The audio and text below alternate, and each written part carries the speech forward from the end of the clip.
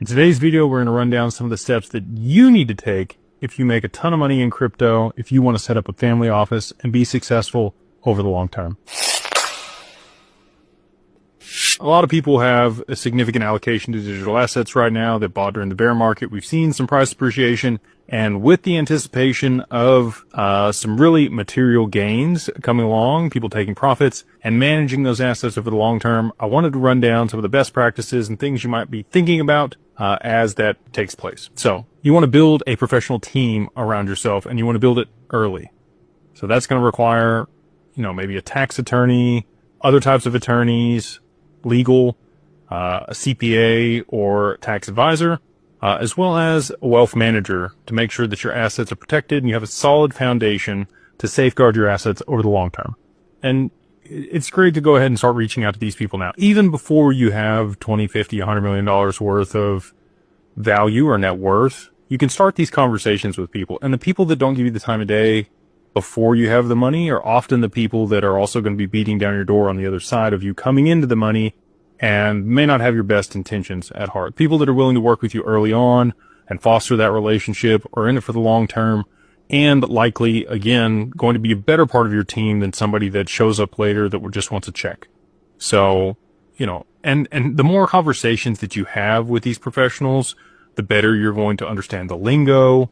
Interviewing these people is what you're doing when you're having these conversations early on, to make sure that they're going to be a good fit culturally with your family, with their alignment and values, their core values and what they want to accomplish, where they see themselves helping their clients over the long term. All these things are stuff that you want to ask when you're interviewing these professionals that you might be working with in the future.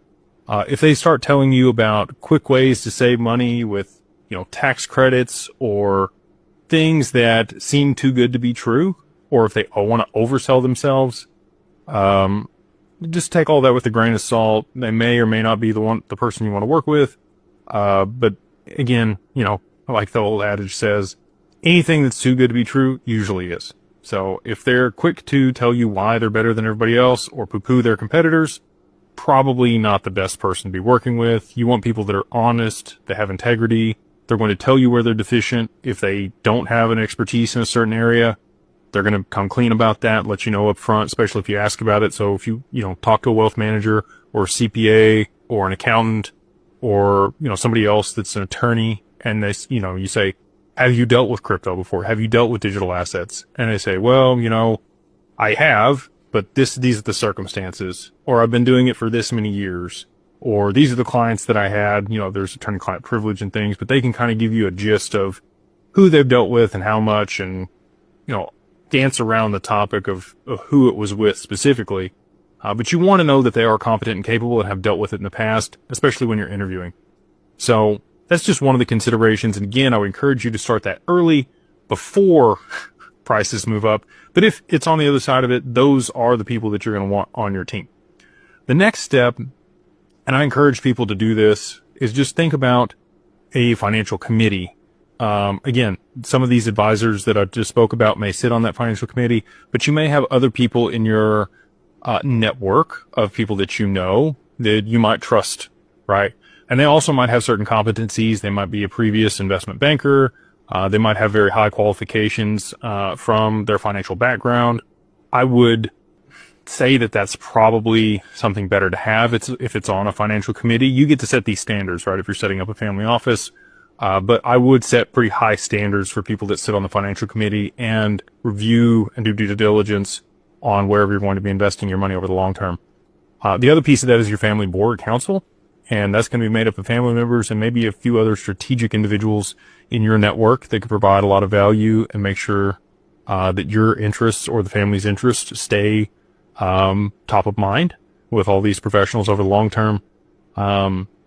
But one of the benefits here is, especially if you do come into a significant amount of wealth very quickly, is there may be some animosity between you, family members, friends that come knocking on your door asking for money.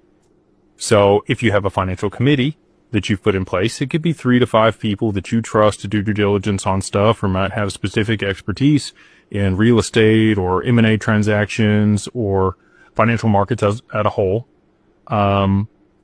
you just tell the individual that comes to ask you for money, whether it's your friend or family member, whoever it is, sure, I would love to invest in whatever you have. If you could just put together a pro forma and some documents for due diligence, projections, financials, pitch deck, whatever else you have around this opportunity, I will make sure that it gets to, our financial committee and they can review it. And if it's something we're interested in investing in, if it's within the thesis of where we're putting capital, and it's within the parameters of how we're going to allocate that money, then we would love to make that allocation. And then you didn't say no, right? You gave them the opportunity to present their opportunity to your team and swing for it.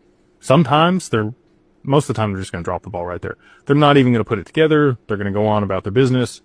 They may still hold a little resentment toward you, but at the end of the day, it wasn't you. You had a system and a process in place and they didn't follow it.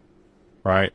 And then there's also going to be times where it is a really good opportunity and they do have all that collateral and it's passed to your team. They do due diligence and it's awesome. And you do make the investment in, or the loan or whatever it might be for the other party.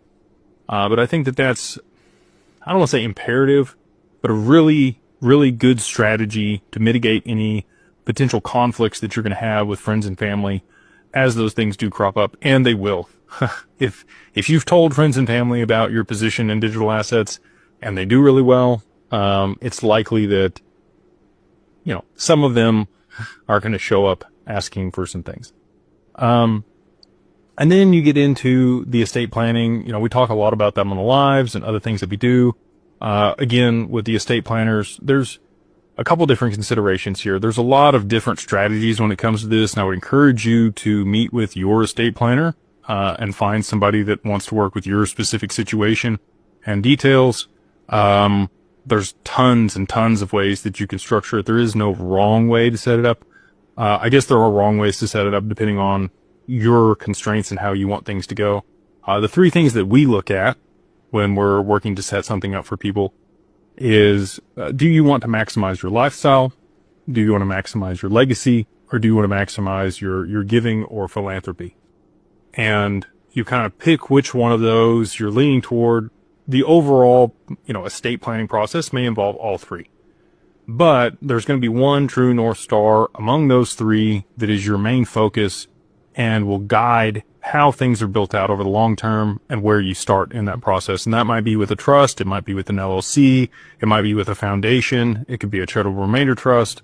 There's all kinds of things that you can do off the jump. We recommend that most people move their assets into an LLC first because that gives you the most flexibility on the other side of price appreciation to go any direction, set up insurance policies, and get all of the breadth of the tax code to be able to offset any capital gains or profits that you might want to take. And so that's it. Those are just some of the main considerations that people have here in the short term. Just three things that you might want to start thinking about before your assets do appreciate in value. If you got value from this, please like, subscribe, and we'll see you on the next one.